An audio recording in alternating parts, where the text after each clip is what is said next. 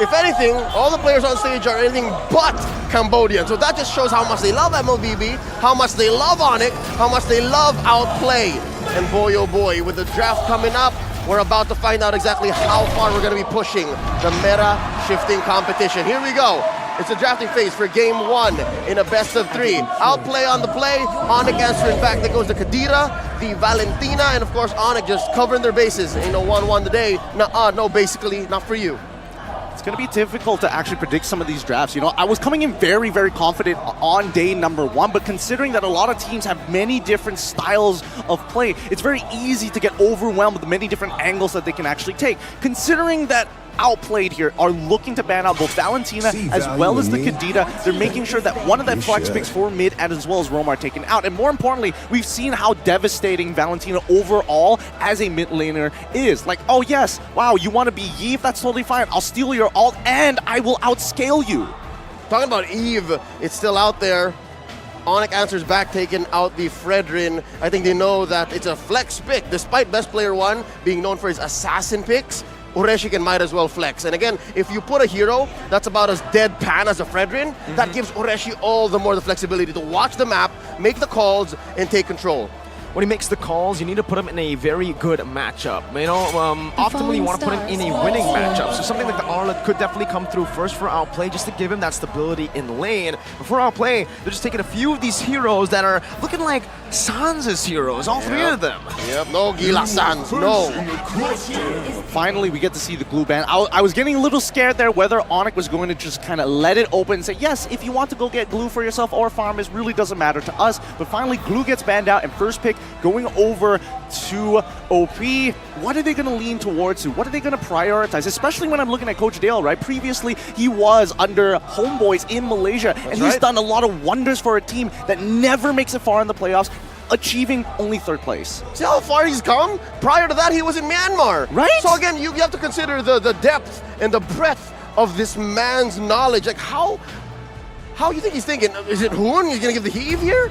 I think that definitely could be the answer for this composition. And Eve gets first picked here for OP. We've seen many times before. Right now, it's actually in a 100% ban/pick rate. So it is the most popular pick for MSC 2023. And especially considering, you know, Dale has the experience of coaching for a lot of different regions, for all of the regions. All of the regions, technically now. He definitely understands that stability is very important to create that spectacular draft that you need. This is one of the one of the foundations for the draft that he wants to create, and Yves is just perfect against the Faramis and everything that's open for Onic. Exactly. I mean, Faramis is basically out of the pool at this stage of the game. Onic, they're going to go for the Lancelot as well as the Claude. The Swiss Army knife of the marksman lane, and more importantly, one of the best junglers that we've seen so far, getting his hands on the top meta pick in the jungle role, Lancelot. So far, so good. Between OP and Onic in the first phase, nothing out of the ordinary.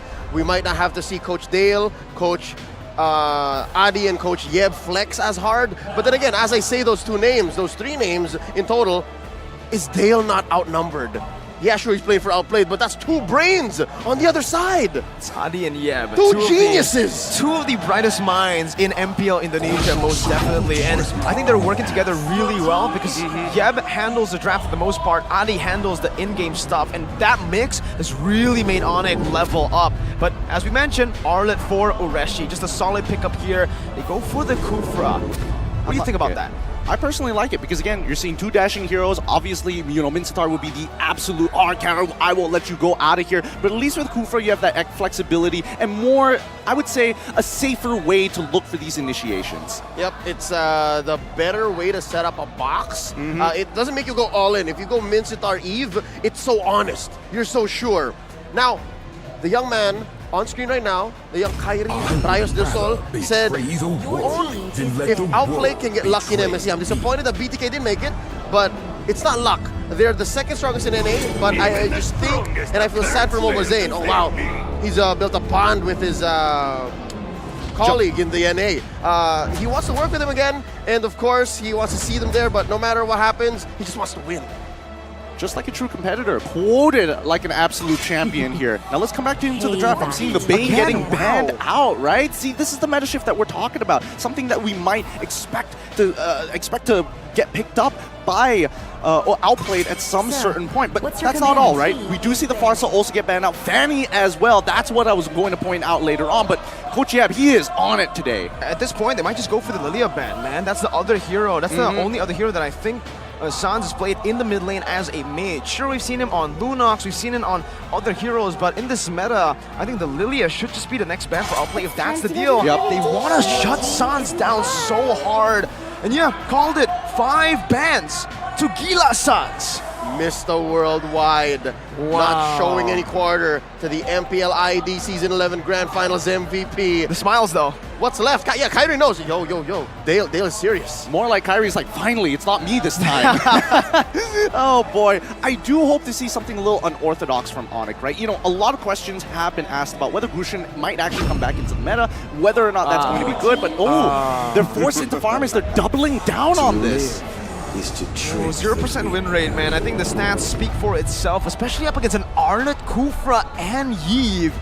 Not too sure about this Faramis pick. I agree. Has it come to the point where Faramis has been nerfed to the ground? I wouldn't say that he's been nerfed to the ground, but there's just too many things that interact with his abilities that make him pretty obsolete. I think in this case, at least it's somewhat of an insurance policy. Maybe a 1.5 seconds buffer before the rest of the composition comes into that backline. And now a statement from Hoon on how he feels about representing NA for MSC. He's not that proud to be here because, again, they're second place, but he'd like to tell his opponents that only one team gets to have revenge, and that's us. Oh, that confirms it. They're out for blood. 99.9%. I asked them, me and LaFell actually asked him, what are the chances of you guys winning MSC? Dale responded 99.9%, so the confidence is still there. The Martis and the Beatrix, a solid front-to-back composition. They want to be placed in that box, and they want to live comfortably in that box. Such a traditional Siege composition, but if we're looking at Onic, they want to go straight into that backline. They want to dive as hard as they possibly can. If they can punish Kun in the earlier stages of the game, I think it's very possible. But that's the relationship between the EXP and as well as the jungle, both of which I think Outplayed have their eyes on. I mean, look at these matchups, right? Arlet should be able to hold on for a good amount of time pre-level 4 against the Yutong for a good amount of time. Maybe he won't be able to rotate as fast at level 4, but at the end of the day, if you push him back into the box, it's rough. And Onic, one step ahead, locking in. You want to fight in the box? No problem. We have an insurance policy and we have a Minotaur. So much AoE for both compositions. I mean, the Faramis and the Minotaur with the Claude and the Lance. Oh my lord, so many AoE. So it's just going to be both teams looking to skirmish. And again, the key here is going to be the re-engage. Let's see what the world thinks. A majority, of course, going over to Onic, and yeah, no, it's all Onic, so OP definitely the underdog. Wait, hold up. Singapore, a large majority of Singapore is leaning towards Outplayed here. That's interesting to note. I mean, Singapore also rooted against RSG SG's opponents 2 times, you know, Phoenix and Evo. So I don't know what's going on in Singapore. It's about maximizing your MSC guest points. That's the main idea. You got to start looking for these competitors that can double, triple your profits as we're starting to jump into the game. Here we go, game 1 in a best of 3. This is for that slot in the knockout stage. It's Outplay going up against Onic. Outplay are in dangerous territories here. Onic have already gotten 1 win.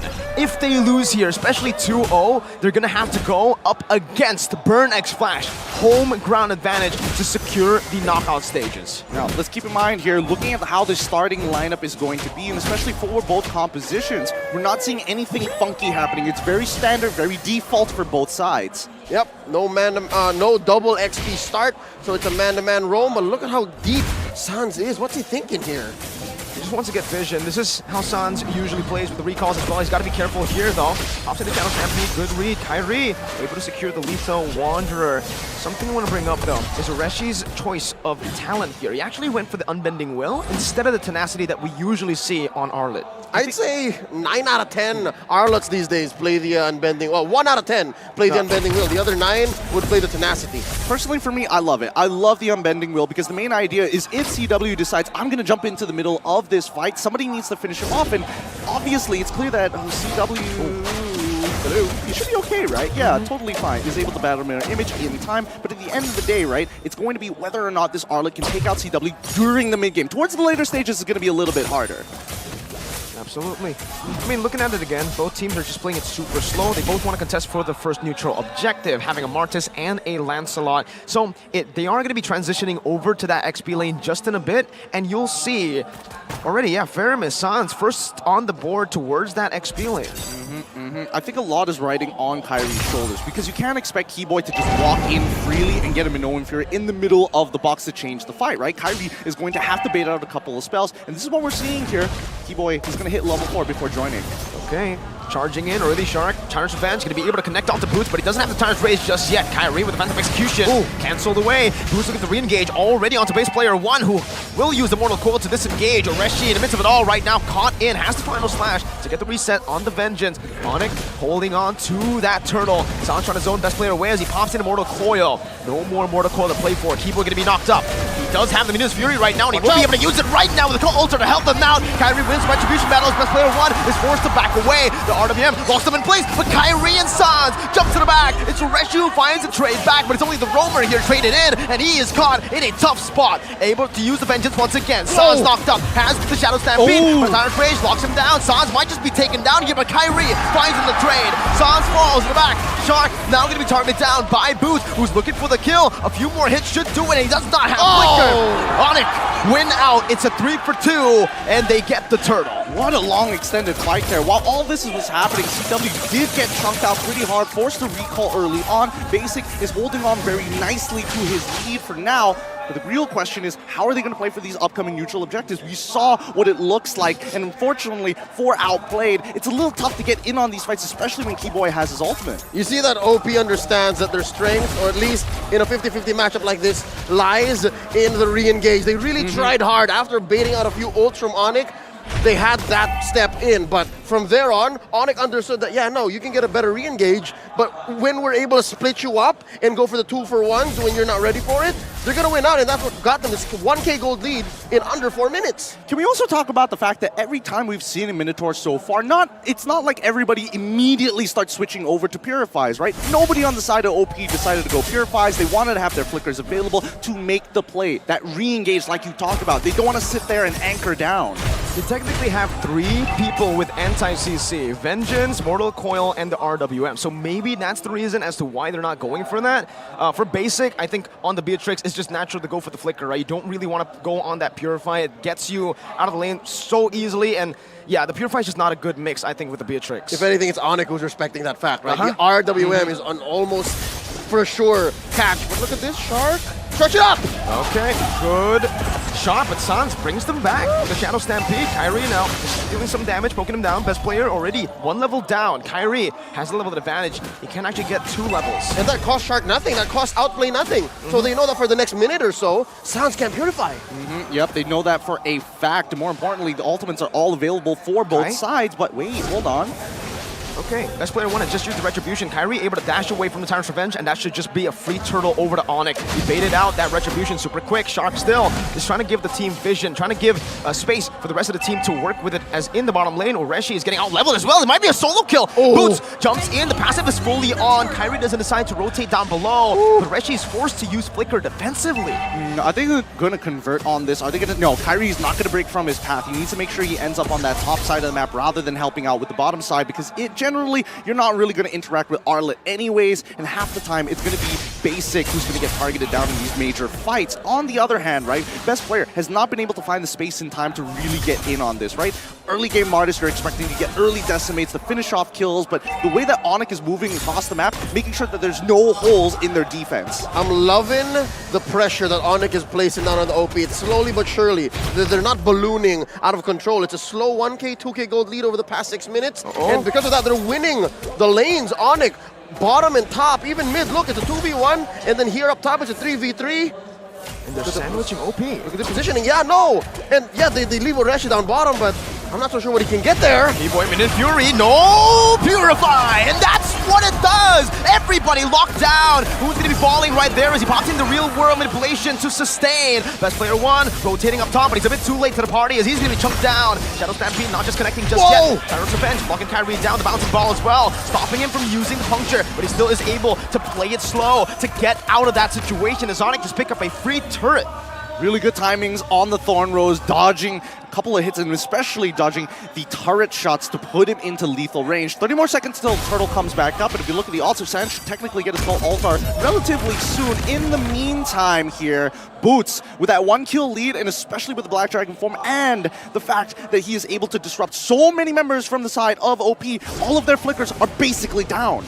Well, synchronized, Shark get a catch. Bouncing ball as well, Kyrie locked down, but he just stays there. Thorn Rose puncture out. Calm, cold. All right, admit it. Who is sweating here? You have to admit, you gotta be a very confident jungler to sit in front of the nearest Ashen, open up the sidebar just to see the items. Here we go again. Evo and Sons brought together. CW is already down below right now. Chunking Shark pretty low, half HP. Doesn't have the regen, it seems, right now. CW is going to be able to regen back up. It seems like Kyrie is able to clear out the purple buff already. Getting that level lead once again. Secure the turtle. There's no contest from Outplay. They tried their best to go for the mid lane. But it might actually be a contest right now. Ooh, Retribution going to be able to secure that. Minions Fury and the knockup onto Areshi as Boots isolates the members. The Petrify connects onto Hoon. And that's Boots diving all the way under the turret. Waiting out the real world manipulation, but the call ultra comes down to save Boots. He's still very low. Final slash in the back. Keyboy going to be able to knock 2 members up as CW pokes them down. Not enough damage just for now. Areshi is going to be executed by the Friends of Execution. Kyrie on the back. He keeps on going. He might get shut down though. Kai boiling down. It's a shutdown, but it's also a wipe out for Onic as early as the 8th minute of the game. You see how the 2K, 3K gold lead came into play. They were able to juggle underneath, and yeah, Shark keeps getting these catches, but to no avail, there's no follow-up. Wait, okay. He's good. He's good. Shark is able to walk away from that, but you got to admit, Kyrie sees angles that most people don't, and the fact is, they knew, and especially when you're looking at Hoon here, he played it as great as he can, right? He was managing the shot residue. He quickly dropped down the real world manipulation to keep himself alive, but look at the angle that Kyrie finds, the hop from best player right on top of Hoon to secure this kill, buys enough time for the rest of the team to start wiping them out.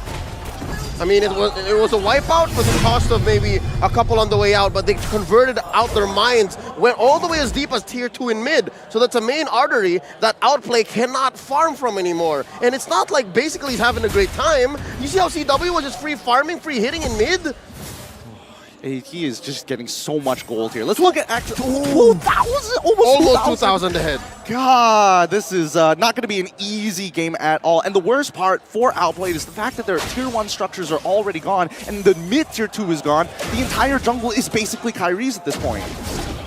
Best weak side goal laner in Indonesia, CW, right? We named him that, and right now he's showing it. A lot of them rotations early on was mostly just 2 words. Boots getting him ahead in that winning matchup already, and CW is able to farm up so well. And the fact is, you know, I think I saw Shark more often in the gold lane, so the fact that he's able to just sustain, this is why the Claude gets picked up. The Swiss Army knife with a Purify as well, unkillable. Shark's not only in the gold lane, Shark is in bushes wherein he's looking for kills that Outplay has no business going for. He started doing this at about minute 1, minute 2, and it's not converting. So I'm guessing it was a tempo misunderstanding between the rest of the team. So yeah, no, now Outplay is catching up. There's no way they're going to contest this. Sure, there is a push up top that basically bought for them, but no. The one scores the first Lord for Onic here, slowly ballooning up to 7K ahead in 10 minutes. And a free turret too, there's nothing OP's getting. Yep, they're not getting anything, but that's totally fine here because remember, OP have high ground defense, and I think that's going to be really important. We've seen in the last match what high ground defense does for you. It buys you that extra bit of time, and if you have to drag this out to 20 minutes, OP are going to have to make the attempt to do so. All right, what are you supposed to do right now, right? I mean, for Outplay, I think there's only one response to this play. It's to just turtle up in the base. That's right. But Onic have a pretty good siege comp. Don't push it, don't push it. Starting up with the RWM, pop that holy shield. They're not going to get enough off of this, and I think even Onic recognizes that, man, this Lord's too weak. We'll wait for the next one. And I think even for Outplayed, where do you go from here? Who can you really punish? Because Keyboy, he can hold on, actually hold OP hostage with the Minoan Fury. You never know when he's going to come in with it.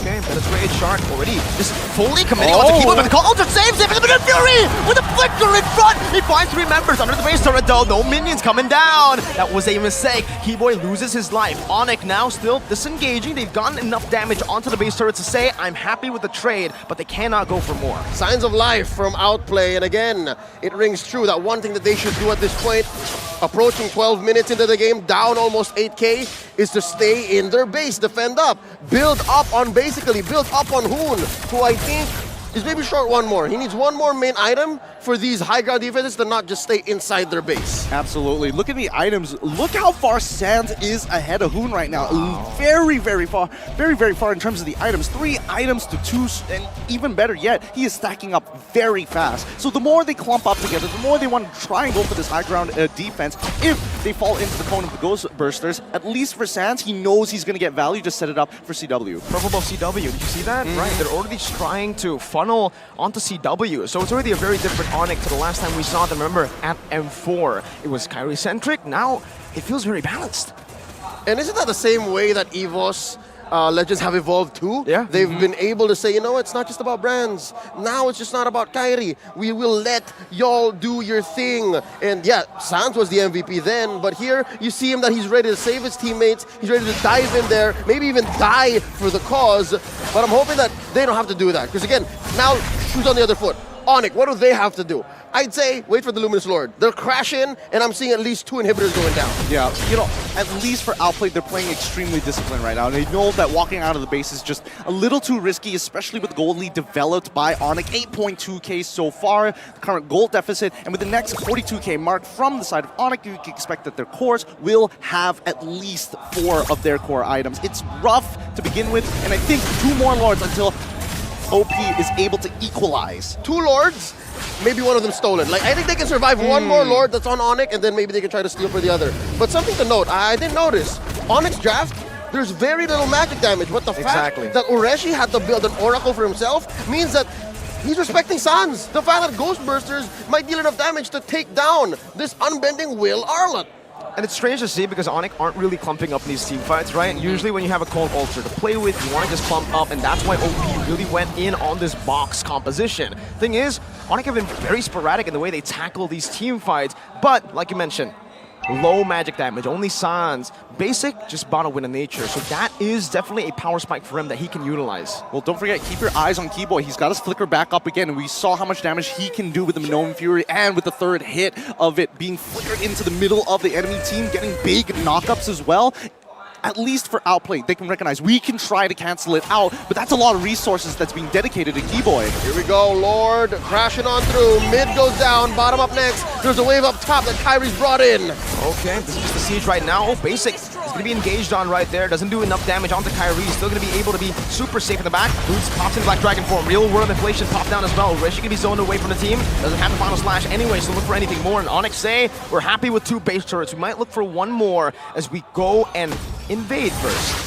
Well, to be fair, Hoon doesn't have the RWM. If they really want to force it, they can absolutely do so on the second wave, right? Oh, final slash! It actually brings Sans back, but he has to call Alter, and now the collapse on the back. CW with the laser duet onto the base! Hoon gets taken very low, still saving that flicker right now as Kyrie is going to be caught. He has the dashes though, and CW now is going to be able to melt them down 1 by 1. It's a double kill for CW!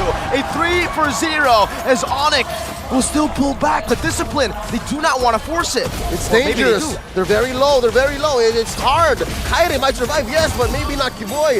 Maybe not CW, but they're still going to push. 16 seconds on the clock for the death timers right now. The base is wide open, and CW will just go for it right now with a battle mirror image. 15 minutes in. No minions, but it does not matter. Dominance in game number 1 presented by Onic. I told you, as soon as that RWM is down, at least they know for a fact they cannot force anything onto Onic's side. So they're the ones holding the tempo. They're the ones holding the initiative to go back into these fights. And I think even for Outplay, they're like, man, that's really rough. When we don't have the tempo, when we don't have the lead, it feels like Onic just control them. It begs to be questioned. Were there nerves in play? It looks like Outplay was not in the zone, both in their movements and even as they were shown on camera. Even Hoon couldn't believe what happened. I think it's one of those situations where you come in, you feel confident, but as the game gets dragged on, you realizing you're deeper and deeper in this deficit, that's when the nerves really hit you the hardest. And I can only imagine, especially for Shark, right? How exactly do you engage? Every single time he makes that initial catch, oh, call Altar. What's next? The back line of my team gets hit by the Minoan Fury.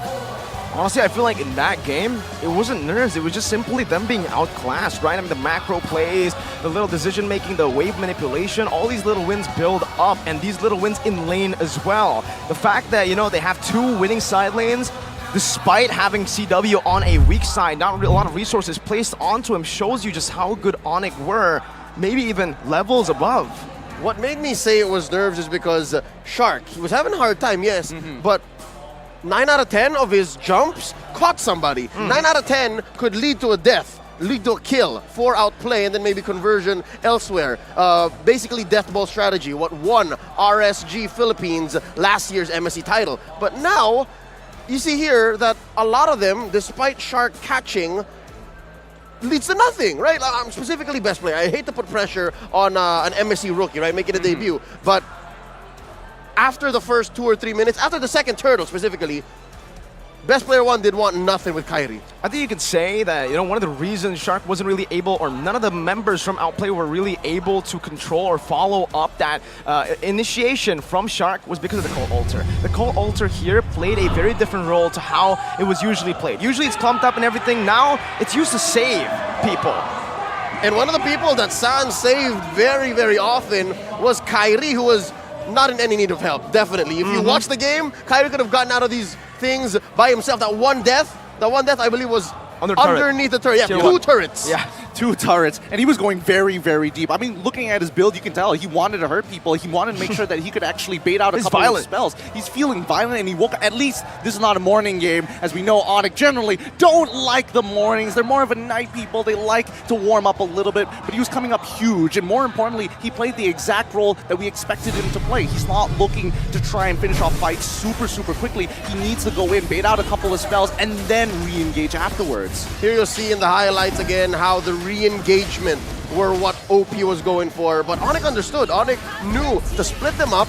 Onic knew that they were going to overcommit, and then as soon as that bottom lane didn't work out, Onic went for the juggler, they went for the top, and then that's it. They won both lanes. No more weak side for CW. It's tough. The more I look at these highlights, the more you just recognize that there's not much that OP could have done to get better. But there is the possibility of maybe Ureshi looking for a flicker final slash play. But even then, the goal deficit was already too big by the time you get creative with these strategies. Sort of impressive how, again, in these skirmishes, when, you know, they have a lot of people diving in, the members who get caught ultimately are only the frontliners, right? I mean, the backline's completely safe. You can see even here, CW is the one who is backlining, who's the only kind of, you know, backliner on the team, because Sans even wants to dive in, and he's almost untouched the whole game. Well, yeah, he is untouched the whole game. He didn't get a single death, right? TW? No. Yeah, that's right. No, CW. I thought you were talking about Sans. But yeah, let's have a look at the items one more time, right? 6 to 13, the overall kill score basically was getting very close to his 4th item, but still wasn't there yet. And even for best player, right, in terms of the amount of gold that everybody has, super underwhelming 15 minutes into the game. Onic just made sure that once they capitalize off the very first neutral objective, they just starved them out. It's difficult. Best player's job was not possible if Hoon and Shark, nor Hoon, rather, basically and Shark weren't getting there. This Martis here was gonna work in the first 5 minutes or in the last 25, right? But we didn't get there. We ended at 15. So that being said, I'm wondering if Best Player can shake off the nerves. I think eventually, you know, a couple more games is going to be fine. But let's talk about the emblems that we see coming in from Hoon. It's not very often that you do see the Impure Rage going on to the Eve. Most people like to go for the Mystery Shop and start speeding up the utility items and go into something like an Enchanted Talisman. But with the Impure Rage, he's like, I don't need that, skip that. Let's go straight away into the defensive because Onic is going to be looking for me right after the RWM. So I guess they knew. They knew immediately that the answer to Outplay's box was going to be a hard dive. And what a dive this was. I think that's one thing that you don't have as a box type lineup is the re-engage. They tried to do it. You know that they wanted it. They knew that in their minds they could do it, but this is the same case as when your brain is good at sports, but your body isn't. That's what happened here. They just couldn't execute. Yeah, I agree. You know, they really couldn't execute, and again, I really just want to highlight CW here because he executed his game plan really well. All the way to the end, keeping a very good GPM stat, 13k gold, so he is definitely the rich guy for the game, but I want to point out his itemization. Actually sold the boots very early on in the game. Usually you see that towards the end, but because he was so snowballed, because he could rely on the passive so much, he said, you know what? Might as well just go and sell an item, go and get a rose gold. Or I think in that case, he actually went for the Malefic Roar. And no one was going to get him. Again, there was very little dive from OP. Say what you will about Shark. He's amazing. Those jumps almost caught somebody every given time, but there's a battle mirror image and there's a purify. CW was not going to go down. No, he refused to go down, right? And especially when you have the right setup, it becomes even more extraordinarily difficult because you're hoping, oh yes, the bouncing ball he's going to have to use that purify as well as battle mirror to get out of there, and then you're hoping that Yureshi is able to pull him back into the box, and I think that would have been the most ideal situation for Outplayed. I mean, the stats, I'm going to disregard the stats here because Onic completely washed over them in these 15 minutes. Yep, it was a clear, just blunt force object that Onic used here. And OP, as sound and fundamentally capable as they are, the way Onic just approached this head-on just was not going to be something that OP can get away with. I think the one thing that we must keep in mind is once you get into these international tournaments, you're not playing against the regular players that you see in your local leagues. Yes, they are professional. Yes, they are part of the 1%, but this is part of the 0.1% where you're looking to figure out creative ways to force it out of your opponent.